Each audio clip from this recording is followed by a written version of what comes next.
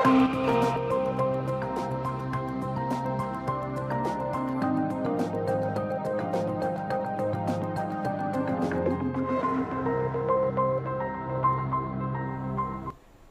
Court 10 week में आप सभी का स्वागत है। मैं हूं आपके साथ सपना नवार। इस बुलेटिन में हम आपको सुप्रीम कोर्ट और हाई कोर्ट की तमाम बड़ी खबरों से रूबरू कराएंगे। तो चलिए शुरू करते हैं कोर्ट 10 वीक।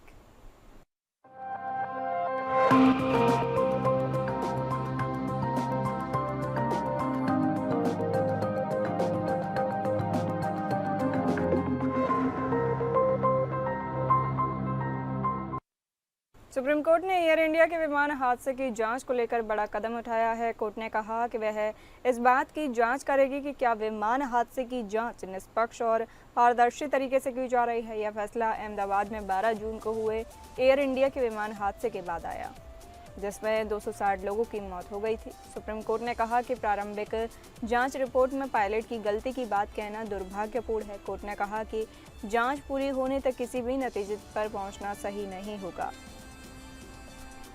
जस्टिस सूर्यकांत ने कहा कि अगर जांच के दौरान पायलट को दोषी ठहराया जाता है और बाद में वह निर्दोष पाया जाता है तो इससे पायलट के परिवार को नुकसान हो सकता है।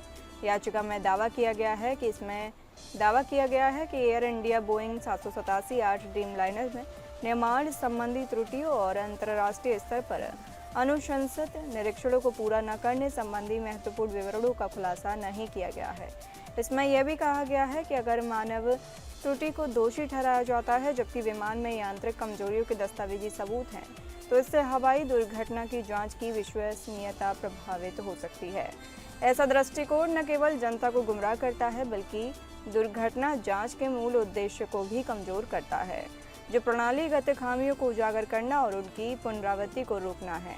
रिपोर्ट पूरी तरह से कथित मानव त्रुटि पर केंद्रित है, जिससे गहरी प्रणालीगत अस्थिरता की ओर इशारा करने वाले तकनीकी निष्कर्षों को दबा दिया गया है। याचिका में कहा गया है, इसमें यह भी दावा किया गया है कि एआईबी ने हवाई दुर्घटना के एकमात्र जीवित बचे व्यक्ति की गवाही को ध्यान में नहीं रखा है, जिससे प्रारंभिक जांच रिपोर्ट की विश्वसनीयता पर और अधिक संदेह पैदा होता है। एनजीओ सेफ्टी मैटर्स फाउंडेशन ने सुप्रीम कोर्ट में याचिका दायर कर कहा था कि जांच एजेंसी एआईबी ने अपनी प्रारंभिक रिपोर्ट में महत्वपूर्ण जानकारियां छुपाई हैं और पायलट पर दोष डाल दिया है। याचिका में ये भी कहा गया है कि जांच टीम में डीजीसीए के अधिकारी होने से हितों का टकराव हो सकता है। सुप्रीम कोर्ट ने अब केंद्र सरकार, डीजीसीए और एआईबी से जवाब मांगा है। अब देखना होगा कि सुप्रीम कोर्ट की निगरानी में जांच होगी या नहीं। कोर्ट ने कहा कि वह जांच की प्रगति पर नजर रखेगी और यह सुनिश्चित करेगी कि जांच निष्पक्ष और पारदर्शी तरीके से की जाए। इस मामले में अगली सुनवाई तक जांच एजेंसियों को अपना जवाब दाखिल करना होगा।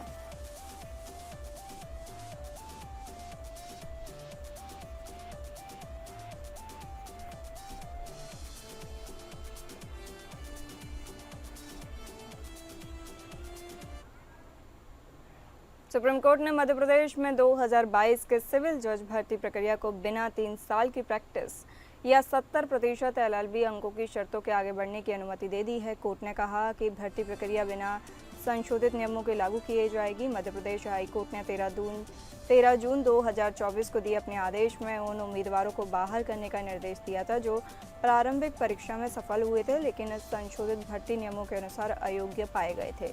सुप्रीम कोर्ट ने इस आदेश को रद्द कर दिया और भर्ती प्रक्रिया को पुराने नियमों के अनुसार आगे बढ़ाने का निर्देश दिया। संशोधित भर्ती नियमों में कहा गया था कि सिविल जज पद के लिए उम्मीदवारों को या तो 3 साल की लगातार वकालत का अनुभव होना चाहिए या उत्कृष्ट कानून स्नातक होना चाहिए, जिन्होंने सभी परीक्षाएं पहले प्रयास में पास की हों और जिन्होंने न्यूनतम 70% अंक प्राप्त किए हों। हाईकोर्ट ने इन संशोधित नियमों को वैध ठहराया था, लेकिन सुप्रीम कोर्ट ने इस पर रोक लगा दी थी और उम्मीदवारों को परीक्षा में बैठने की अनुमति दी थी। अब सुप्रीम कोर्ट ने अपने फैसले में कहा है कि भर्ती प्रक्रिया पुराने नियमों के अनुसार आगे बढ़ाई जाएगी और संशोधित नियम लागू नहीं होंगे। इस फैसले से उन उम्मीदवारों को राहत मिलेगी जो प्रारंभिक परीक्षा में सफल हुए थे लेकिन संशोधित नियमों के अनुसार अयोग्य पाए गए थे। अब भर्ती प्रक्रिया पुराने नियमों के अनुसार आगे बढ़ेगी और योग्य उम्मीदवारों को नियुक्ति दी जाएगी।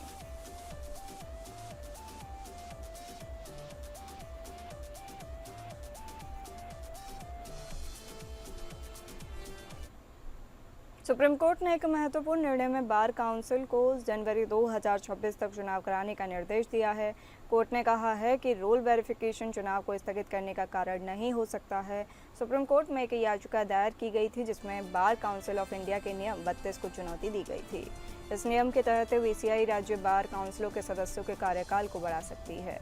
याचिकाकर्ता ने तर्क दिया था कि चुनावों को अनिश्चितकालीन तक स्थगित नहीं किया जा सकता है। सुप्रीम कोर्ट की पीठ ने बार काउंसिलों को जनवरी 2026 तक चुनाव कराने का निर्देश दिया है। कोर्ट ने कहा है कि चुनावों को स्थगित करने का कोई कारण नहीं हो सकता है, खासकर जब राज्य बार काउंसिलों के चुनाव वर्षों से नहीं हुए हैं। कोर्ट ने यह भी कहा है कि वेरिफिकेशन की प्रक्रिया चुनावों को स्थगित करने का कारण नहीं हो सकती है। जस्टिस सूर्यकांत ने कहा है कि चुनाव आयोग की तरह बार काउंसिलों को भी चुनाव कराने चाहिए। उन्होंने कहा है अगर बार काउंसिलें चुनाव नहीं करा पाती हैं तो कोर्ट एक कमीशन नियुक्त कर सकता है जो चुनाव कराएगा। जस्टिस कांत ने यह भी कहा कि कोर्ट एक समिति का गठन कर सकता है जिसमें पूर्व न्यायाधीश और वरिष्ठ अधिवक्ता शामिल होंगे जो चुनावों की निगरानी करेंगे। सुप्रीम कोर्ट के इस निर्णय से राज्य बार काउंसिलों को चुनाव कराने के लिए एक समय सीमा निर्धारित की गई है। कोर्ट ने स्पष्ट किया है कि चुनावों को स्थगित करने का कोई कारण नहीं हो सकता है और बार काउंसिलों को चुनाव कराने के लिए आवश्यक कदम उठाने चाहिए।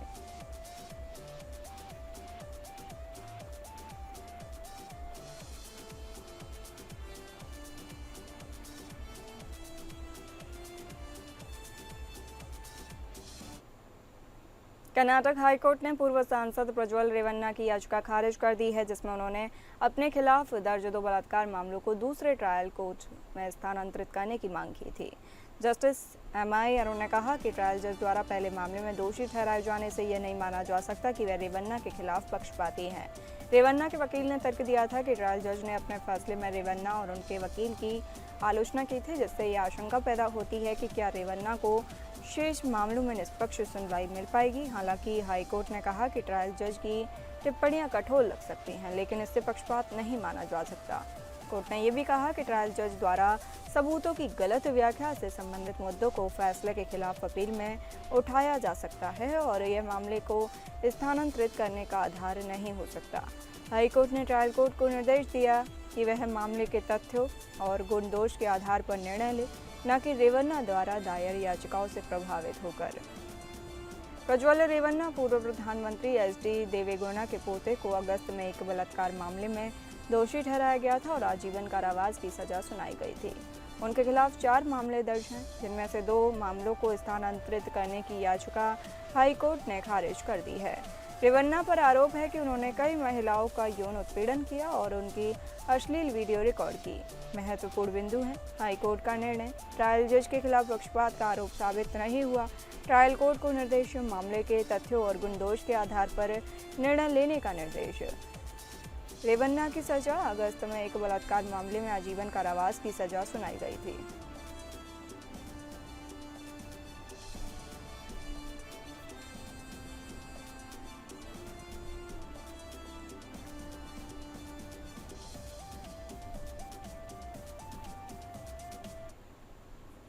सुप्रीम कोर्ट ने दोहराया कि माता पिता और सीनियर सिटीजन के भरण पोषण एवं कल्याण अधिनियम 2007 के अंतर्गत न्यायाधिकरण को सीनियर सिटीजन की संपत्ति से बच्चे को बेदखल करने का आदेश देने का अधिकार है यदि सीनियर सिटीजन के भरण पोषण के दायित्व का उल्लंघन होता है। जस्टिस विक्रमनाथ और जस्टिस सदनी मेहता की खंडपीठ ने 80 वर्षीय व्यक्ति और उनकी 78 वर्षीय पत्नी द्वारा दायर अपील स्वीकार की और बॉम्बे हाईकोर्ट का आदेश रद्द कर दिया, जिसमें उनके बड़े बेटे के खिलाफ पारित बेदखली के निर्देश को अमान्य कर दिया गया था। अदालत ने इस बात पर जोर दिया कि यह अधिनियम सीनियर सिटीजन की देखभाल और सुरक्षा सुनिश्चित करके उनकी दुर्दशा को दूर करने के लिए बनाया गया था, इसलिए इसके प्रावधानों की व्याख्या इस तरह से की जानी चाहिए जो इसके कल्याणकारी उद्देश्य को बढ़ावा दे। अदालत ने कहा, अधिनियम की रूपरेखा स्पष्ट रूप से दर्शाती है कि यह कानून वृद्ध व्यक्तियों की दुर्दशा को दूर करने और उनकी देखभाल और सुरक्षा के लिए बनाया गया था। कल्याणकारी कानून होने के नाते इसके प्रावधानों की व्याख्या उदारतापूर्व की जानी चाहिए ताकि इसके लाभकारी उद्देश्य को आगे बढ़ाया जा सके। पूर्ववर्ती उदाहरणों को दोहराते हुए न्यायालय ने इस बात की पुष्टि की कि भरण पोषण न्यायाधिकरणों को किसी बच्चे या रिश्तेदार को बेदखल करने का आदेश देने का अधिकार है जब वे सीनियर सिटीजन के प्रति अपने दायित्वों का निर्वहन करने में विफल रहते हैं। सुप्रीम कोर्ट ने पाया कि सबसे बड़े बेटे प्रतिवादी नंबर 3 आर्थिक रूप से सक्षम है और व्यवसाय चलाता है। उसने अपीलकर्ता और उसकी पत्नी की मुंबई में 2 संपत्तियों पर कब्जा कर लिया और उत्तर प्रदेश चले जाने के बाद बुजुर्ग माता पिता को उनमें रहने की अनुमति देने से इनकार कर दिया था। सुप्रीम कोर्ट ने माना कि बेटे ने अपने माता पिता को उनकी संपत्ति तक पहुंचने से रोककर अपने वैधानिक दायित्वों का उल्लंघन किया। इस प्रकार अधिनियम के मूल उद्देश्य को विफल किया। अपीलकर्ता 80 वर्षीय सीनियर सिटीजन कमलाकांत मिश्रा ने अपनी 78 वर्षीय पत्नी के साथ अपने बड़े बेटे द्वारा उनकी संपत्तियों पर कब्जा करने के बाद राहत की मांग की है। 12 जुलाई 2023 को माता पिता ने अधिनियम की धारा 22, 23 और 24 के तहत एक आवेदन दायर किया जिसमें भरण पोषण और बेदखली की मांग की गई। इस मामले में न्यायाधिकरण ने 5 जून 2024 को माता पिता के पक्ष में बेदखली और 3000 रुपये प्रति माह भरण पोषण का आदेश दिया, जिसे बाद में अपीलीय प्राधिकारी ने 11 सितंबर 2024 को बरकरार रखा। हाई कोर्ट ने इन आदेशों में माना कि न्यायाधिकरण के पास बेटे के खिलाफ बेदखली का आदेश देने का अधिकार नहीं है, क्योंकि वह भी अधिनियम के तहत सीनियर सिटीजन के रूप में योग्य नहीं है। हालांकि सुप्रीम कोर्ट ने माना कि यह तर्क गलत था। परिणाम स्वरूप सुप्रीम कोर्ट ने अपील को स्वीकार किया, हाई कोर्ट का फैसला रद्द किया और बेटे द्वारा दायर रिट याचिका खारिज की। खंडपीठ ने उसे 30 नवंबर 2025 को या उससे पहले परिसर खाली करने का वचन देने के लिए 2 सप्ताह का समय दिया। ऐसा न करने पर न्यायाधिकरण के मूल आदेश पर तुरंत अमल किया जा सकता है।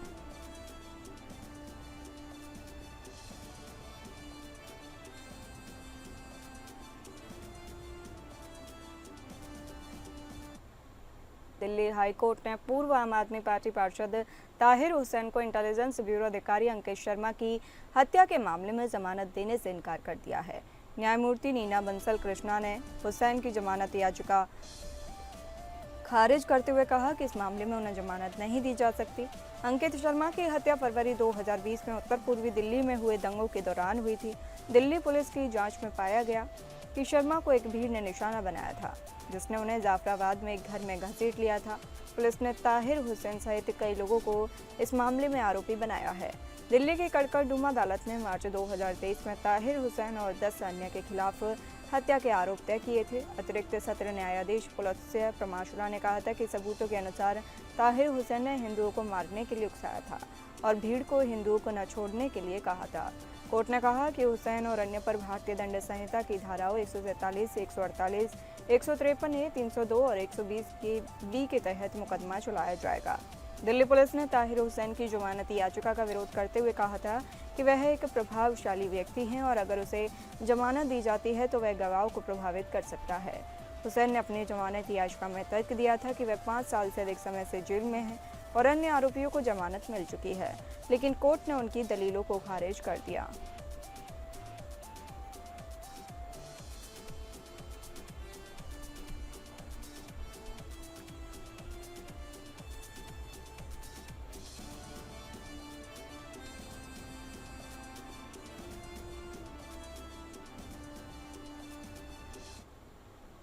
सुप्रीम कोर्ट ने दिल्ली और एनसीआर में ग्रीन फायर क्रैकर के निर्माण की अनुमति दे दी है, लेकिन इनकी बिक्री पर रोक जारी रहेगी। कोर्ट ने यह फैसला आगामी दिवाली त्योहारों के मद्देनजर सुनाया है। ग्रीन फायर क्रैकर कम प्रदूषणकारी और पर्यावरण अनुकूल होते हैं। मुख्य न्यायाधीश BR गवई और जस्टिस विनोद चंद्रन और NV अंजनारिया की पीठ ने कहा कि इस मामले में संतुलन बनाना आवश्यक है। पीठ ने कहा कि निर्माताओं को नियमों का पालन करने पर निर्माण करने में क्या समस्या है।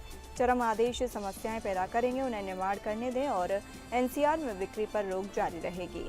कोर्ट ने केंद्र सरकार से सभी हितधारकों से परामर्श करने के बाद एक संतुलित समाधान प्रस्तुत करने का अनुरोध किया। पीठ ने कहा यह उचित होगा यदि केंद्र सरकार सभी हितधारकों से परामर्श करने के बाद एक समाधान प्रस्तुत करे। यह समझाया गया है कि पूर्ण प्रतिबंध का आदेश दिया गया था, लेकिन इसे लागू नहीं किया जा सका। बिहार राज्य में खनन पर प्रतिबंध के बावजूद अवैध खनन माफिया सक्रिय हो गए, इसलिए एक संतुलित दृष्टिकोण की आवश्यकता है। कोर्ट ने ग्रीन फायर क्रैकर के निर्माण की अनुमति देते हुए कहा कि ये निर्माता PSO और NERI द्वारा प्रमाणित होने चाहिए और उन्हें प्रतिबंधित क्षेत्रों में बिक्री नहीं करनी चाहिए। इस मामले की अगली सुनवाई 8 अक्टूबर को होगी। कोर्ट के आदेश के मुख्य बिंदु ग्रीन फायर क्रैकर निर्माण। कोर्ट ने ग्रीन फायर क्रैकर के निर्माण की अनुमति दी है, लेकिन बिक्री पर रोक जारी रहेगी। प्रमाणीकरण निर्माताओं को PSO और NEERI द्वारा प्रमाणित होना आवश्यक है। बिक्री पर रोक। ग्रीन फायर क्रैकर की बिक्री दिल्ली और NCR में प्रतिबंधित क्षेत्रों में नहीं की जा सकेगी। केंद्र सरकार का समाधान। कोर्ट ने केंद्र सरकार से सभी हितधारकों से परामर्श करने के बाद एक संतुलित समाधान प्रस्तुत करने का अनुरोध किया है।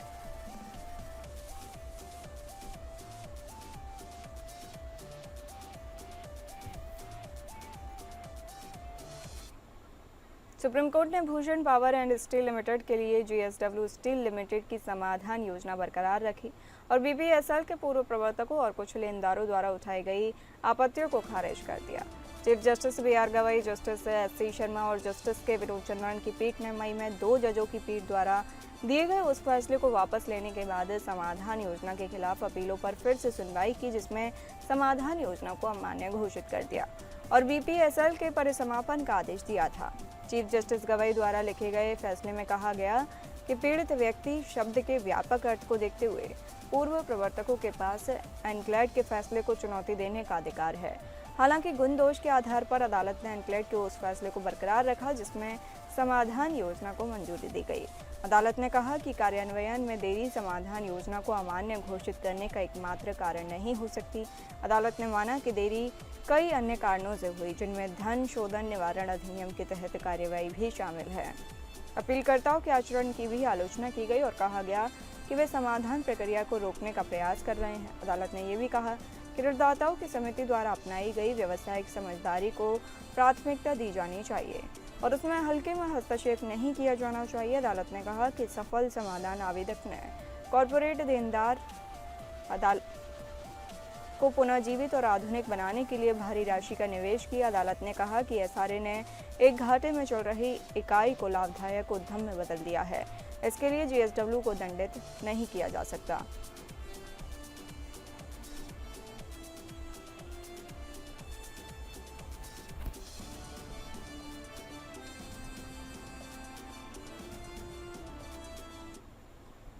तिरुपति प्रसाद के मिलावटी घी से जुड़े मामले में CBI को सुप्रीम कोर्ट से राहत मिली। सुप्रीम कोर्ट ने हाई कोर्ट द्वारा CBI पर की गई टिप्पणी के आदेश पर रोक लगा दी है। CJI जस्टिस BR गवई ने कहा, अगर SIT किसी विशेष अधिकारी की नियुक्ति करना चाहती है तो इसमें क्या गलत है। दरअसल हाईकोर्ट ने कहा था कि CBI ने तिरुपति लड्डू प्रसादम तैयार करने में इस्तेमाल किए जा रहे मिलावटी घी की जांच करते समय शीर्ष अदालत के निर्देशों का उल्लंघन किया है। मामले पर सुनवाई के दौरान SG तुषार मेहता ने तर्क दिया कि हाईकोर्ट का यह निष्कर्ष निकालना गलत था कि जांच में शामिल एक अधिकारी को सुप्रीम कोर्ट के 2024 के निर्देशों के तहत गठित SIT के सदस्य के रूप में आधिकारिक तौर पर नामित नहीं किया गया था। सुप्रीम कोर्ट में CBI ने आंध्र प्रदेश हाई कोर्ट के आदेश के खिलाफ अपील दाखिल की, जिसमें हाई कोर्ट ने कहा था कि CBI ने मिलावटी घी से तिरुपति लड्डू प्रसादम तैयार किए जाने के मामले में जांच करते समय कोर्ट के निर्देशों का उल्लंघन किया। साथ ही हाई कोर्ट का कहना था कि CBI निदेशक ने सुप्रीम कोर्ट के आदेश के विपरीत जाकर J वेंकट राव नामक अधिकारी को जांच करने की अनुमति दी।